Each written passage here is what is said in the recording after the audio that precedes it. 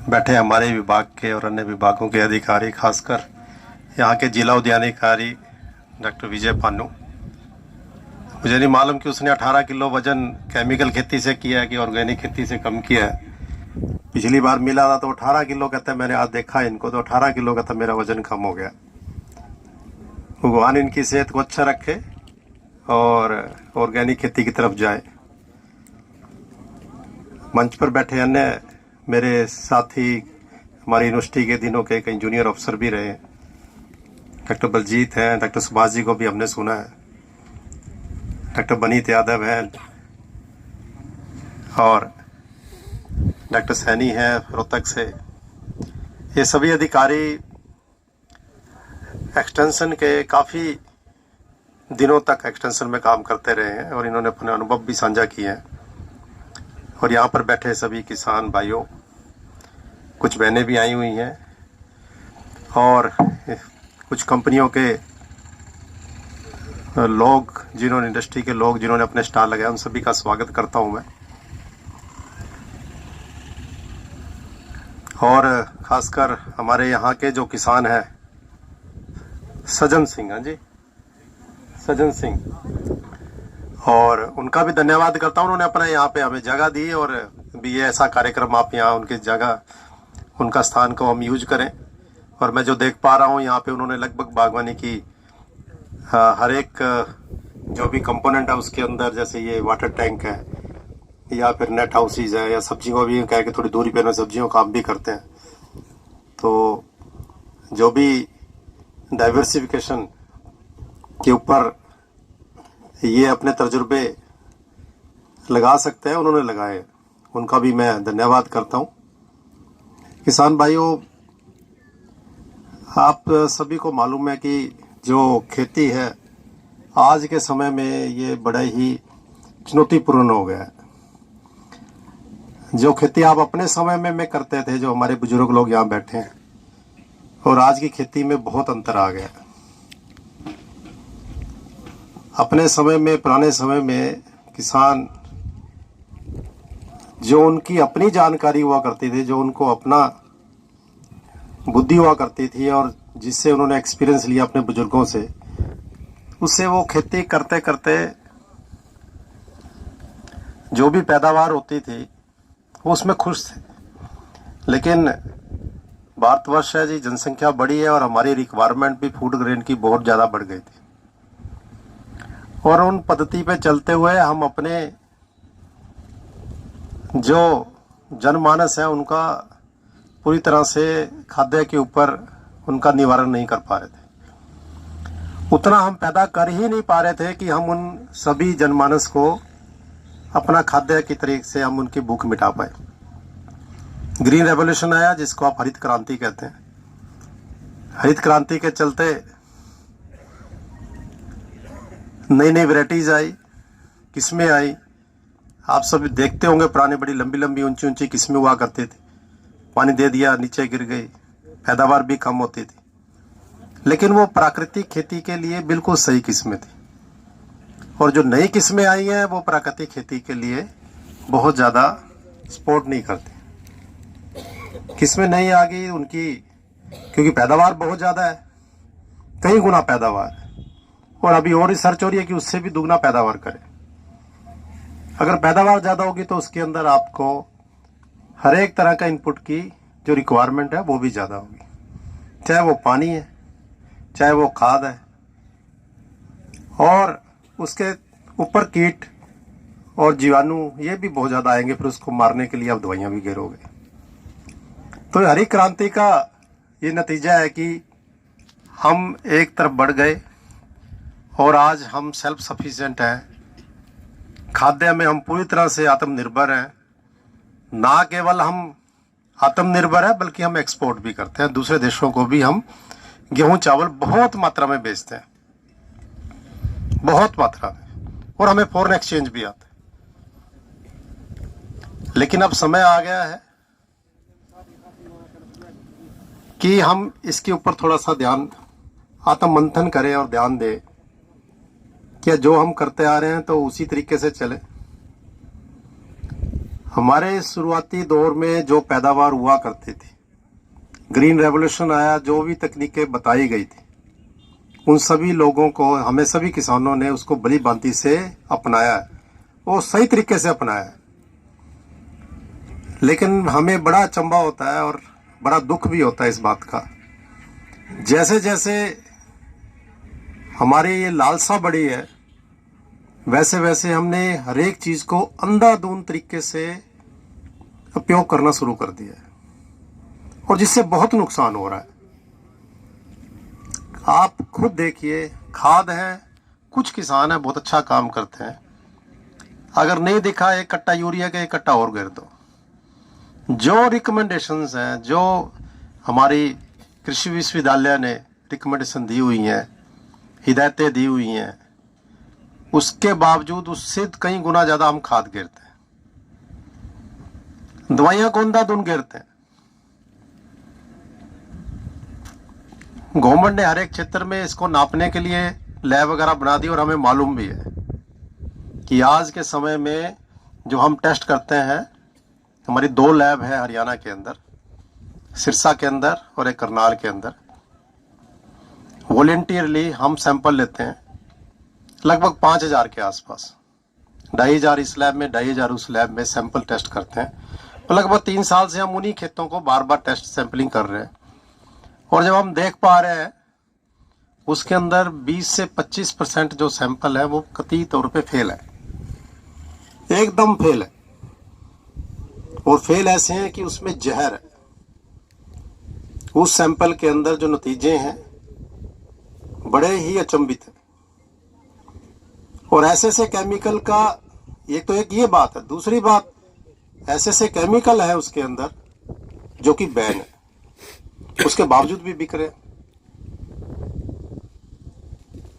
और उसकी जो मात्रा है उसके अंदर, जो कि एक बहुत कम मात्रा, उसको हम पीबीबी कहते हैं, पार्ट पर बिलियन, बल्कि बहुत कम में होना चाहिए ताकि वो शरीर उसको उतना सहन करता है। ये सभी में होता है, मतलब ऐसा नहीं है कि बिल्कुल भी केमिकल फ्री हो जाएगा, ऐसा कभी नहीं हो सकता है, लेकिन थोड़ा होता है।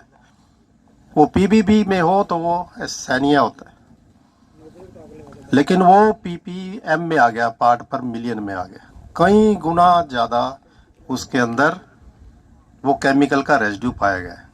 ये हमारी अपनी लैब के टेस्ट रिजल्ट्स हैं। तो इसका तो हमें उजागर तो होना ही है।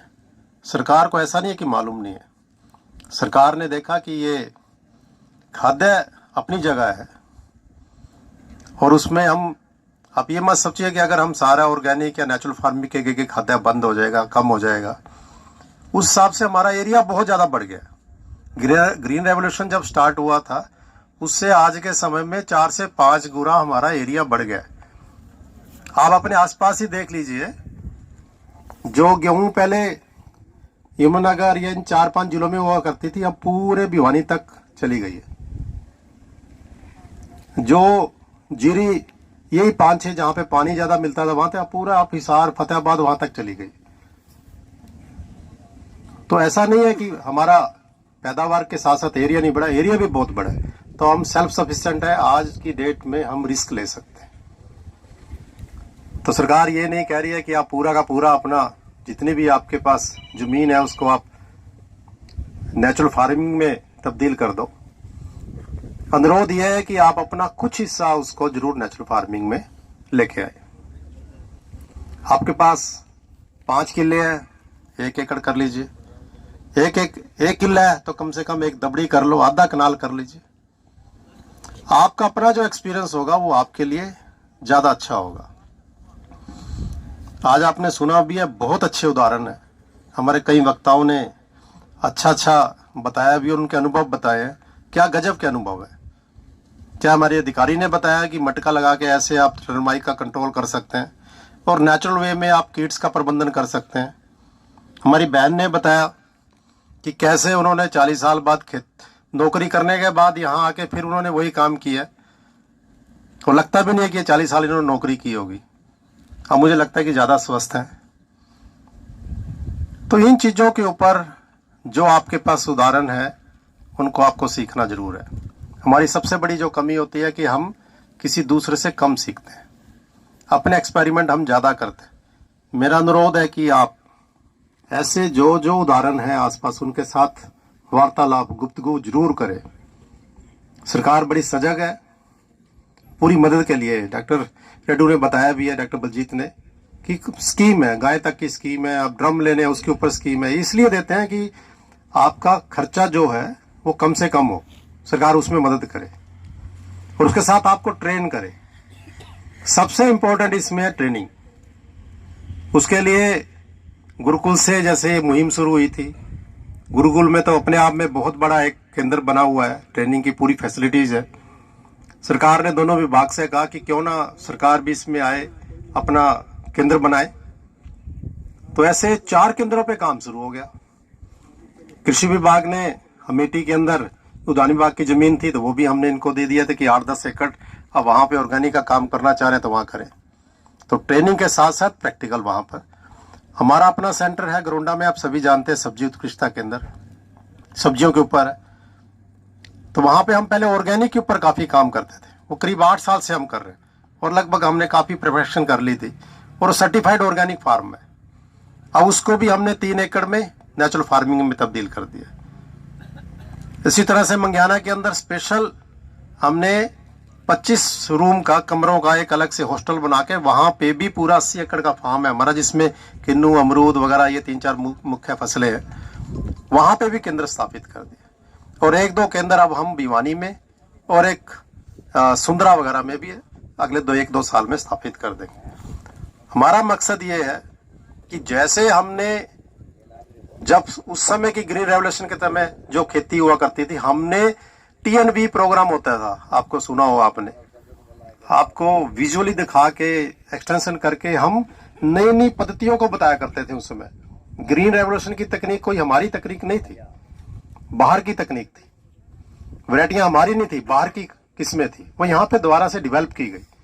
उन तकनीकों को परफेक्ट किया गया जिससे फिर हम ग्रीन रेवोल्यूशन में उस खेती करने के लायक हुए।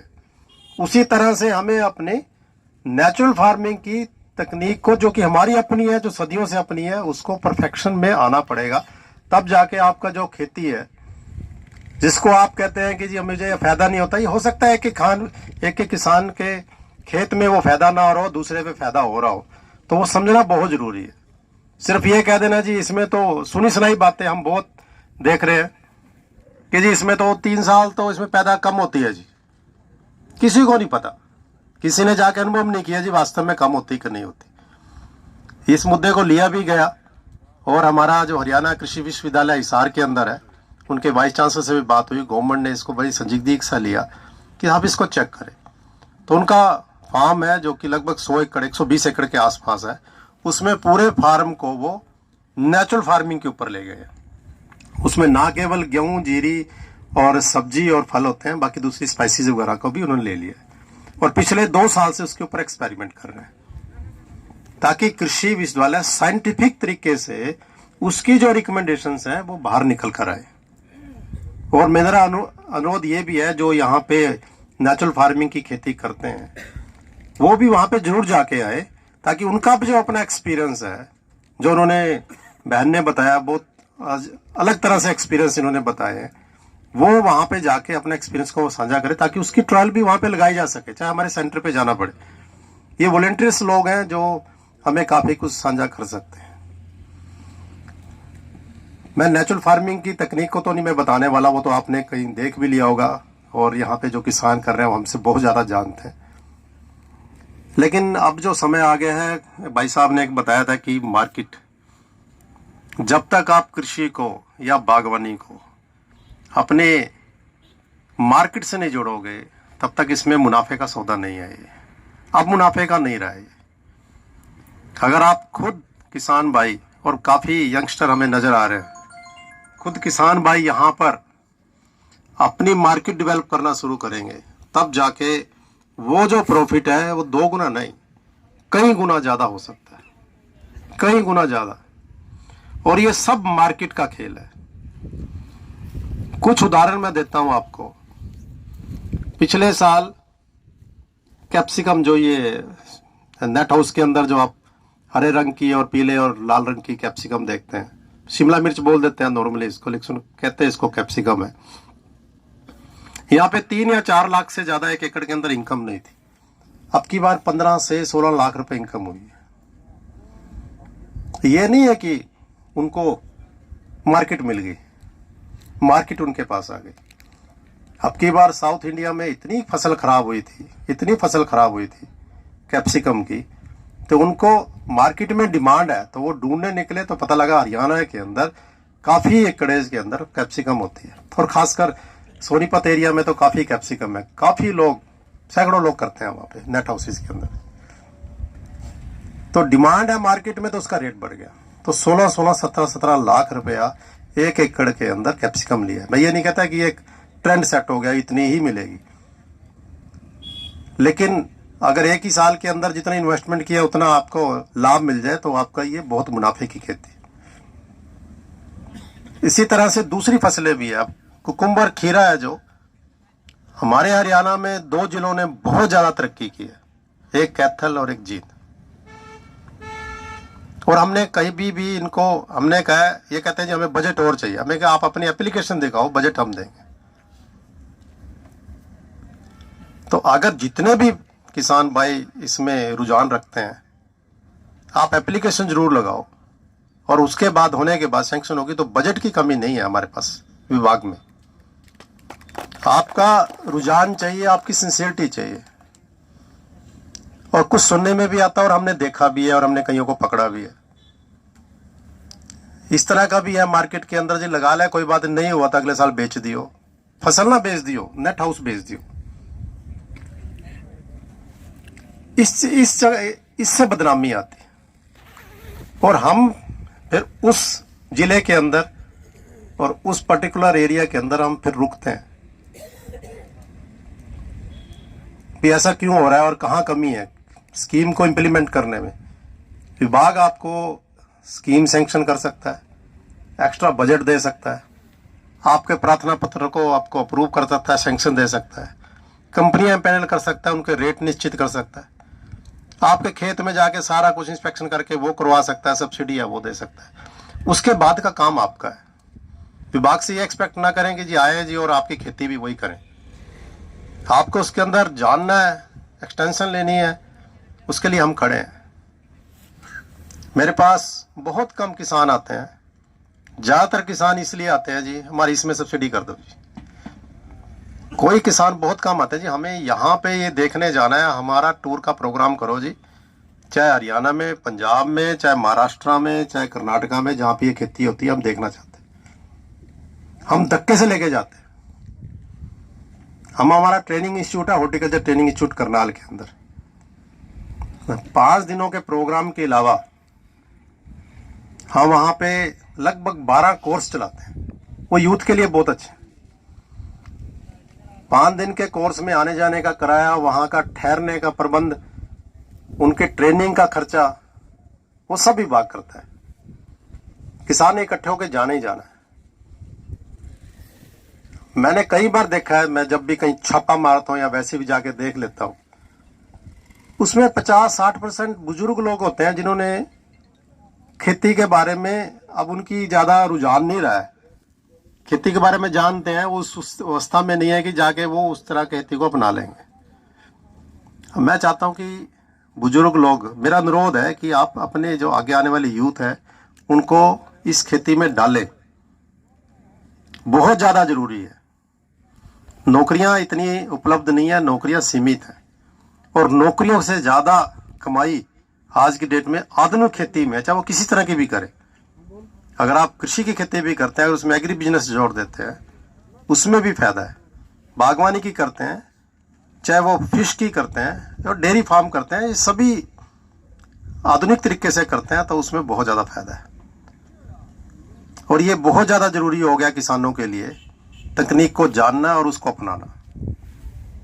सब्सिडी की कोई कमी नहीं है। आप बागवानी में अगर बात करें, बीज से लेके जब तक आप मार्केट तक नहीं पहुंचते, हर एक चीज में सब्सिडी है, हर एक चीज में अनुदान है।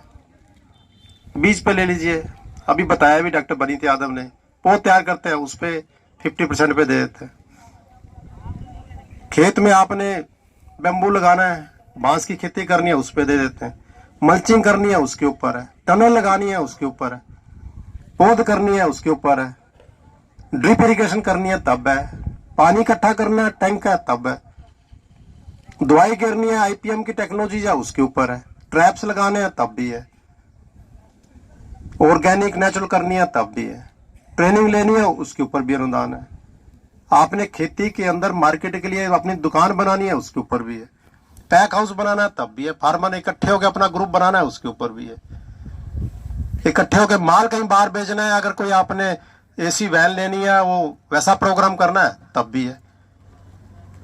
ऐसा कौन सा कंपोनेंट है जिसके ऊपर आज की डेट में कृषि या बागवानी विभाग में मशीनरी के ऊपर कृषि विभाग ने कितनी बढ़िया स्कीम चलाई हुई है, सीआरएम के ऊपर, क्रॉप रेसिड्यू मैनेजमेंट के ऊपर, कितना इंपॉर्टेंट कंपोनेंट है।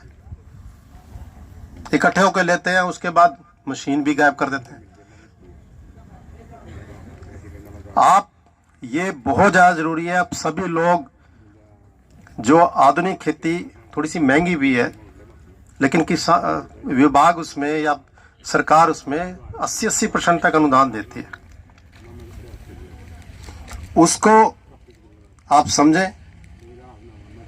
और वो इसलिए है कि आपके जो ग्रुप बने हुए हैं, कई किसान बहुत अच्छा कर रहे हैं, वो आसपास के लोगों को किराए पे दे पाए, वो बहुत ज्यादा जरूरी है।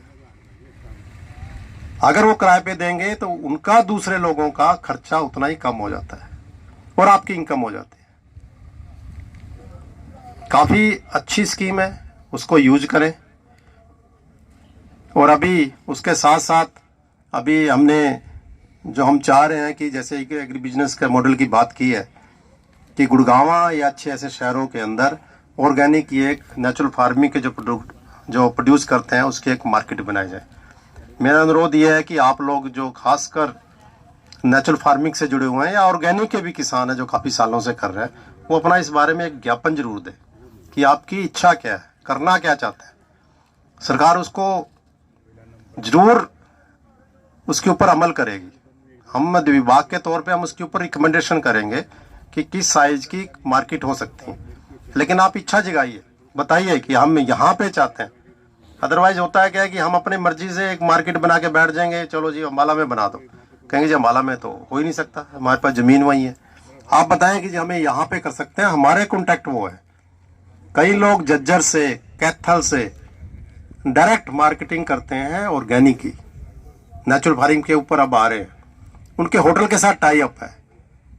वो कहते हैं जी हमें अगर एक थैया मिल जाए ऐसी जगह जहां पे हम अपने प्रोड्यूस को इकट्ठा कर पाए और वहां से फिर हम उन होटल्स रेस्टोरेंट वगैरह को दे पाए, क्योंकि हमें बड़ी मुश्किल है कि हम यहाँ से सीधा ही होटलों को, एक होटल को चाहिए फिर दूसरे को चाहिए, छोटे छोटे पैकेट बना के वहां भेजे। अगर कहीं मार्केट मेजर सिटी के अंदर हमें मिल जाती है तो हमारे लिए न केवल आसानी है बल्कि उन लोगों के लिए जो कि रिटेलर्स हैं, जो खरीदते हैं माल को, उनके लिए भी बहुत आसानी है कि उनको एक जगह से हर एक तरह का प्रोडक्ट मिल जाएगा। अब एक मार्केट में होता यह है कि सभी किसान सभी फसल नहीं कर सकते हैं, सभी तरह की सब्जियां फल नहीं कर सकते। कोई 2 फसल करेगा, कोई 3 करेगा। अगर वहां पे 20, 25, 30, 100 के करीब ऐसे किसान हो जो नेचुरल खेती करते हो और अपना प्रोडक्ट लेंगे, हर एक के पास कोई ना कोई प्रोडक्ट होगा, तो जो खरीदने वाला है उसको चॉइस मिलती है और वो मार्केट ग्रो हो जाती है। और ऐसा नहीं है कि मार्केट नहीं बनती है। आप चंडीगढ़ में आज जाके देखिए, किसान मार्केट के नाम से, अपनी मार्केट के नाम से मंडियां लगती हैं वहां पे, बहुत बड़ी, हर एक सेक्टर के अंदर डे वाइज। आज सोमवार को यहाँ मंडी लगती है, मंगलवार को दूसरे सेक्टर में, बुधवार को तीसरे सेक्टर में, ऐसे ऐसे हर एक दिन वाइज लगती है।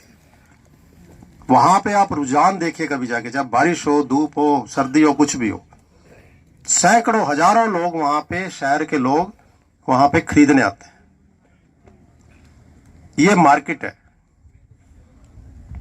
ऐसा रुझान हमने अपने यहाँ पे भी शुरू किया और कई शहरों के अंदर भी मंडियां ऐसी लगती हैं जो कि हुड्डा के साथ, जो आप हरियाणा शहरी विकास निगम हो गया है, उनके साथ मदद से जो म्यूनिसिपल कॉर्पोरेशन है वो लगाती है। तो वहां पे ऐसा उपराला किया जा सकता है, बशर्ते कि आप इकट्ठे हो। और ये समय की डिमांड है। आप अपनी इनकम देखिएगा, ना 10 गुना हो तो हमें बताइएगा। आपका चाहे 5 रुपए का अगर टमाटर है वो 20 रुपए रिटेल में जाता ही जाता है, वो आप सभी को पता है। और आपका कहना ये बिल्कुल वाजिब नहीं है कि जी कमा तो सारा कमीशन एजेंट जाता है। आप कमीशन एजेंट क्यों नहीं बन सकते, आप हमें बताइए, आपको कौन रोक रहा है? आप इस तरफ जाना नहीं चाहते, आप सोचते हैं कि हमारा काम तो खेती करना है, बेचना किसी और का काम है। जब तक आप बेचने वालों में नहीं आओगे, आपकी वो इनकम जो आप सोच सकते हैं वो नहीं हो सकती। आपको इस तरफ आना पड़ेगा। और जो नए लोग हैं, जो पढ़े लिखे लोग हैं, अब आज मैंने देखी अभी ऐप भी बननी शुरू हो गई है, अब तो कारें भी सारी सब ऐप के ऊपर चलने लगी है। टैक्सियां भी कारों पे उस पे ऐप पे मिलती हैं। आप कहीं भी शहर में चले जाओ, ओला ऐप, ये उबर सब उस पे चलती है, दूसरा कोई बुक ही नहीं करता है। और अब इस तरह से सब्जियां भी ऐप पे ऊपर आ गई हैं, सारे फल, सारे गेहूं, दालें सब पैकेट के अंदर ऐप के ऊपर। बिग बास्केट आपने सुना होगा नाम, शहरों में वहीं बैठे बैठे इतना चाहिए 500 रुपए का। एक ही सोसाइटी के अंदर अगर 50 लोगों ने 500-500 का कर दिया, आप देखिए 25,000 रुपए का एक सोसाइटी में काम हो गया। और वो यही काम करते हैं, अपने एक वैन में लाते हैं। अब तो खाना भी, चाहे आप पिज्जा ले लो, पूरी छोले ले लो, कुछ भी ले लो, सारा कुछ ऐप के माध्यम से आपके घर तक। शहरों में तो ये हो गया, और ये छोटे शहरों में भी आ गया। आपने देख लिया, जींद में नहीं होगा, जींद में भी आ गया होगा, आप देखिएगा। और ये फ्यूचर है और ये आना ही आना, आप इसको रोक नहीं सकते। आप सोचे जी हमारे उसके लायक ना है, हम नहीं करते इसको, हमें पसंद नहीं है। तुम्हारे पसंद होने से कोई फर्क नहीं पड़ता है, ग्राहक को क्या पसंद है उससे बात बनेगी। आप कहोगे जी मुझे तो ये पसंद नहीं है, ये कोई सौदा आया यहाँ से अपने मोटरसाइकिल पे रखो सामान और बेचने जाओ, ना भाई, तुम मार्केट से आउट हो जाओगे। आपको उसके अंदर आना पड़ेगा, तब आप अपनी प्रॉफिट कमा सकते हो, तब जाके आपकी कमाई हो सकती है। और इसके लिए जरूरी नहीं है कि हर एक किसान इस बिजनेस में आ जाए। आप अपने क्षेत्र के अंदर, क्लस्टर के अंदर जहां पे होता है कि आप किसी को नॉमिनेट करें, अपने किसी को ऐसे अग्रणी बालक, ऐसा पढ़ा लिखा लोग जो ये काम करते हैं उसको आगे करें, वो आपका अगुवाई के तौर पे आपके बिजनेस को बढ़ा सकता है। उस पर शक मत कीजिए, वो कोई ना कोई बिजनेस करेगा तो कमाएगा तो भाई, कोई कम कोई ज्यादा। इसी उसमें अब हमने एक जापान के साथ एक समझौता किया है, लगभग जो नया स्कीम आने वाली है लगभग 2,000-7,000 करोड़ की है, 2,700 करोड़ रुपए की, अगले 9 साल की स्कीम है। और पूरे हरियाणा के अंदर हम लगभग ऐसे 400 से भी ज्यादा ऐसे छोटे बड़े कलेक्शन सेंटर बनाना चाह रहे हैं। कलेक्शन सेंटर वो है जैसे ये, जितना ये टेंट है, जितना ये स्टेज है, इतना इससे भी छोटा भी साइज का, जहां पे आप अपने सामान को जो भी आपने प्रोड्यूस किया है वहां पे आप रख सके, उसको जरूरत पड़ी ग्रेड कर ले, वॉश कर ले अगर उसको धोने की जरूरत पड़ी, और पैक कर ले। ये आने वाला समय है। वो समय आहिस्ता आहिस्ता आपने देखा होगा, जो पहले बोरियों वाला समय था वो चला गया है। अब लोग आहिस्ता आहिस्ता क्रेट पे आ गए हैं, बॉक्सेज में आ गए हैं, और फिर अब आप पैकेजिंग में भी आ जाएंगे। हमने विदेशों में बहुत घूमे हैं, उसके बेस पे जो स्कीम बनाई गई है, जो भारत सरकार ने अप्रूव कर दी है, साइन भी हो गए, और हम अप्रैल 2024 से उसको लागू भी कर रहे हैं। 2,700 करोड़ रुपए की स्कीम है, 9 साल चलाएंगे। और उसका मकसद ये है कि एग्री बिजनेस, केवल बिजनेस से जोड़ना आप लोगों को। और वो सारे के सारे जितने भी पैक हाउसेज होंगे या कलेक्शन सेंटर होंगे, चाहे वो 10 लाख का है, चाहे वो 5 लाख का है, चाहे वो 70 करोड़ रुपए का है, इतनी फ्लेक्सिबिलिटी है, वो सारे के सारे आप ले सकते हैं। पहले हमारी जो स्कीम अभी चल भी रही है एफपीओज के लिए, जिसमें हम 150 मेंबर बहुत जरूरी कहते थे, अब वो हम 5 मेंबर 2 मेंबर तक भी लेके आए।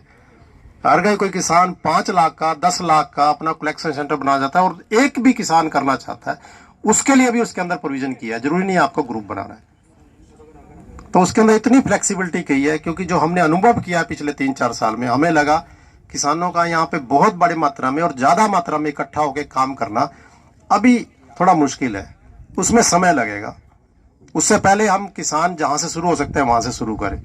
तो अगर किसी के किसान के पास 15 किले जमीन है और वो से फॉर एग्जाम्पल टमाटर की खेती भी कर रहा है, तो अगर वो छोटा सा पैक हाउस लगाना चाहे, उसके अंदर प्रोविजन और सब्सिडी भी 80% रखी है, और उसके अंदर वो एग्रीकल्चर इंफ्रास्ट्रक्चर फंड है, उसका भी फायदा लगता है कि अगर सिर्फ उसको अपना 10% हिस्सा रखना है, अगर 10 लाख का भी एक पैक हाउस बना लिया, कलेक्शन सेंटर छोटा बना लिया, सिर्फ उसको 1 लाख रुपए अपना लगाना है और 1 लाख रुपए उसको लोन लेना है और 8 लाख रुपए सरकार देगी। और वो 1 लाख जो बैंक से लेगा वो लोन लेगा, वो जरूरी है। अगर उस पर 9% है, उसमें 3% का रिबेट भी मिलेगा, इंटरेस्ट का, ब्याज का, और उसको 6% या 5% पड़ेगा। इतनी बढ़िया स्कीम कहीं नहीं है और पूरे भारतवर्ष में नहीं है। ये सिर्फ इसलिए सरकार ने जो बीड़ा उठाया था कि आगे हमें एक बहुत बड़ी मार्केट बनानी है गन्नौर के अंदर, और पिछले कई सालों से काम चल रहा है, लेकिन इस सरकार ने बहुत बढ़िया तरीके से उसको समझा है, पूरा नक्शा तैयार हो गया और उसका टेंडर भी हो गया और वहां पे काम शुरू हो गया।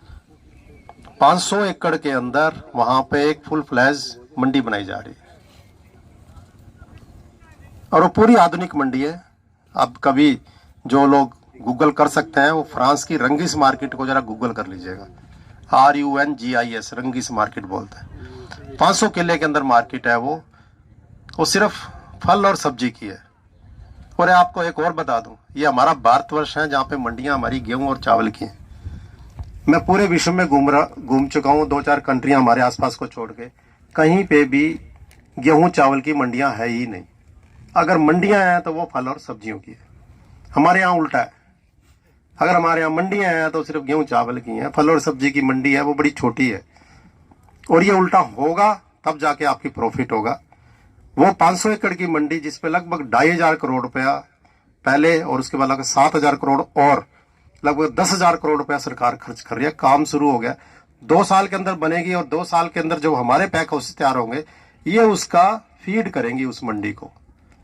सारा माल वहां से आप तब दे पाओगे, उस बड़ी मंडी में आप तब घुस पाओगे जब आपका माल पैक्ड होगा, ग्रेड होगा। अगर आप सोचो मैं बोरियों में लेके उस मंडी में चला जाऊंगा, वो आप वहां पे उसका कोई फायदा नहीं, आप एंटर नहीं कर पाओगे।